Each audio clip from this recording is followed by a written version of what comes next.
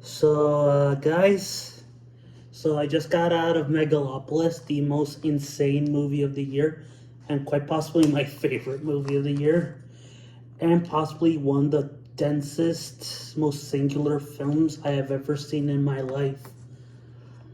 Like, you can, like, you can tell Coppola took that $120 million budget and just spent it all on this film. It looks like he actually used all that money, unlike most Marvel movies which cost like 300 million and you can't see it in the final product.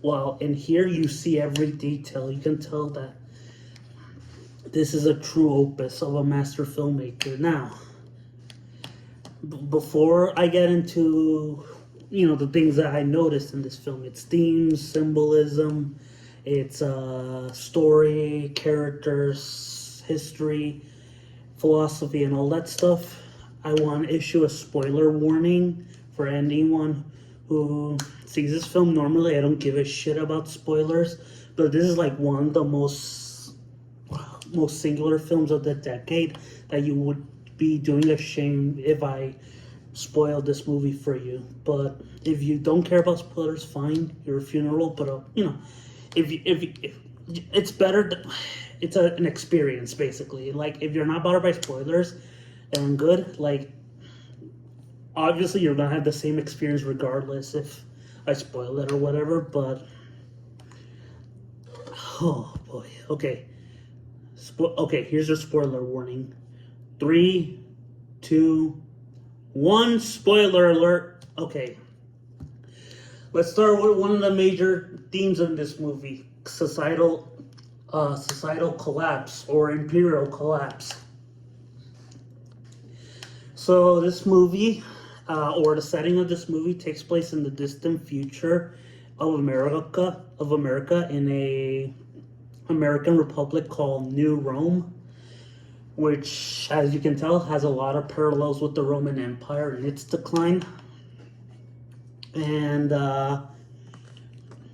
one of the major themes of this film, as I mentioned, is the collapse of a superpower empire. Like, we see that the film draws on how America will collapse, similar to both the Roman Empire and the Soviet Union back in the 90s. In fact, we keep cutting into a Soviet satellite, and we are reminded that the former superpower is no more, that America, like the Soviet Union or USSR, the British Empire, and the Roman Empire, all empires fall. In fact, it's a common theme in this year, from Civil War and other shit. I don't blame them, but yeah, like, this film deals with how to prevent a societal collapse and how the systems we have in place need to be replaced with new systems. In fact, like, this is probably the most anti-capitalist film I've seen in a long time.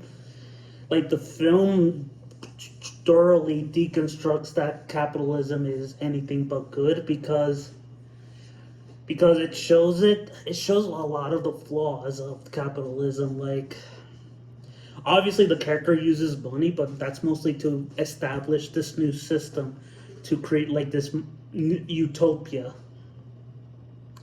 And basically this film's trying to say is that the systems we currently have need to be replaced before civilization consumes itself, or America will consume itself, or any empire. So yeah. And there's also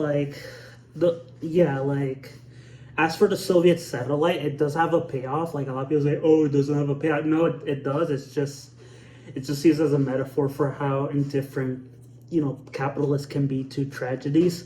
For example, like the Soviet satellite carries like these nukes, and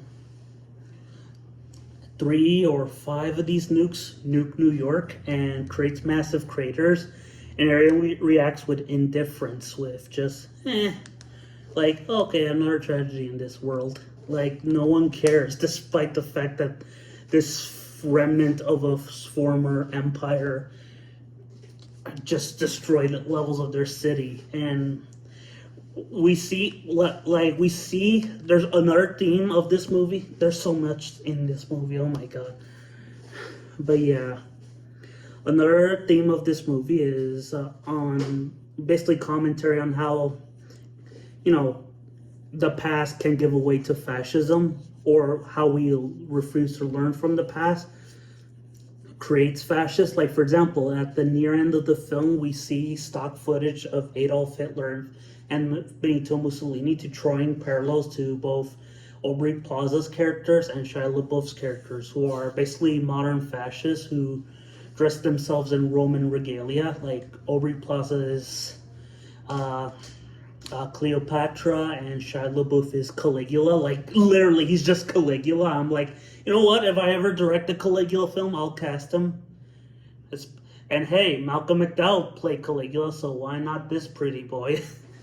So yeah, but yeah, like there, but yeah, like a lot, like in, but yeah, fascism is given rise in the past, or the past of a false past. For example, Mussolini claims that his fascist Italy is descendant of the old Roman Empire, while Hitler's Nazi Germany is descendant of both the Holy Roman Empire and the German Empire, and saying that we lost our way, but we're going to be great again. And this film rejects the very idea of the past was great. Because here's the thing, this film proposes a better future, not like returning to a point in the past where we assume things were great, even though they were as bad, if not worse. Like, yeah, like Adam. Okay, let me talk about the characters, because there are obviously parallels to many Roman, not characters, but Roman historical figures. For example, let's get to our lead character, Caesar Cantigino, who is obviously an analog to Julius Caesar, basically a visionary that basically most of the New Rome government and some of the population doesn't understand, because, you know, as the trailer says, true genius is rarely understood.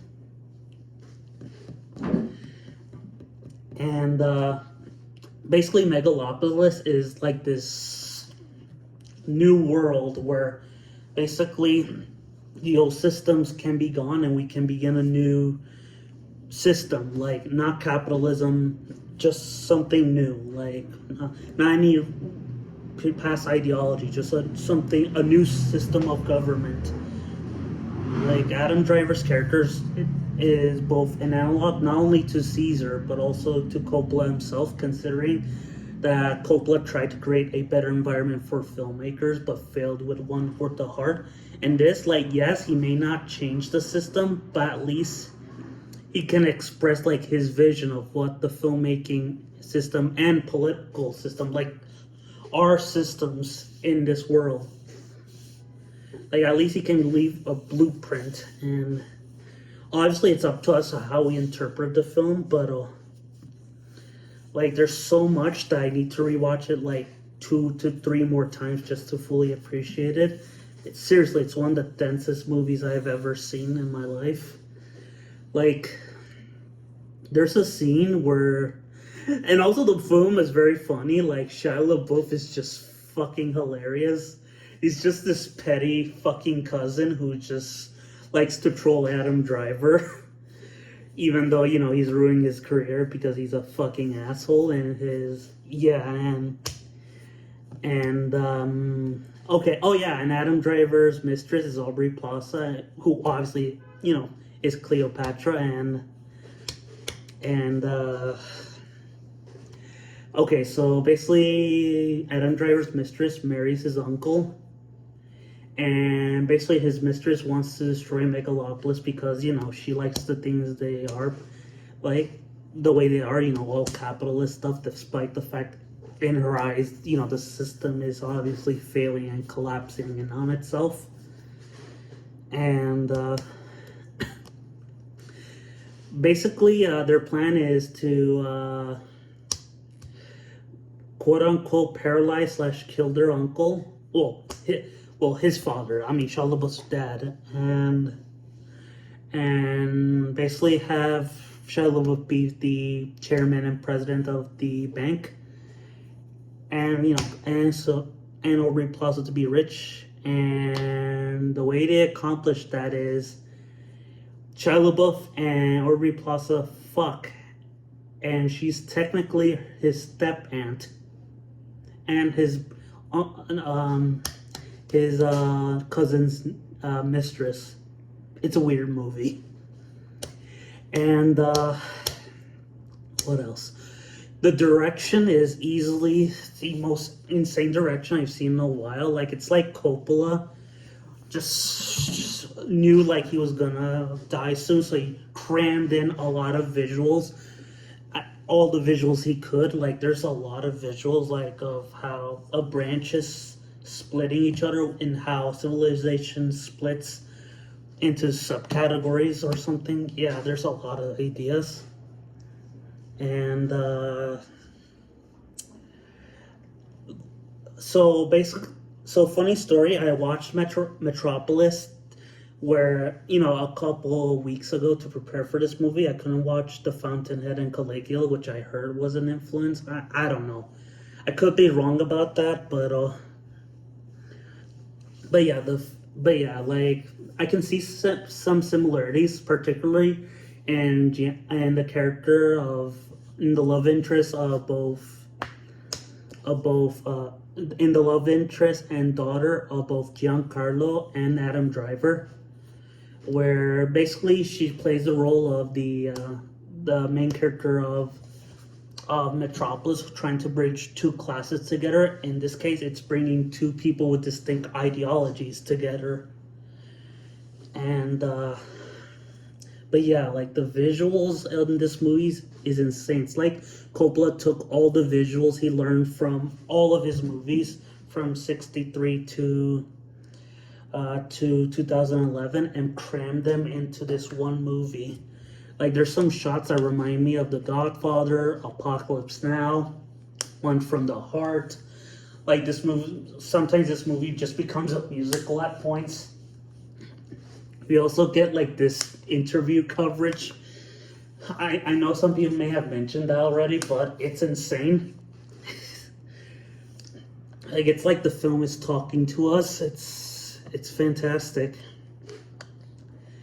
Like, this truly feels like Coppola's final movie. Like, yes, he says that he has another movie in him, but I'm like, no, it's done. It's done. Like, this truly feels like the ending to a fantastic filmmaker. Like, it's just the culmination of everything, from his themes of family, art, creating better systems, etc., etc.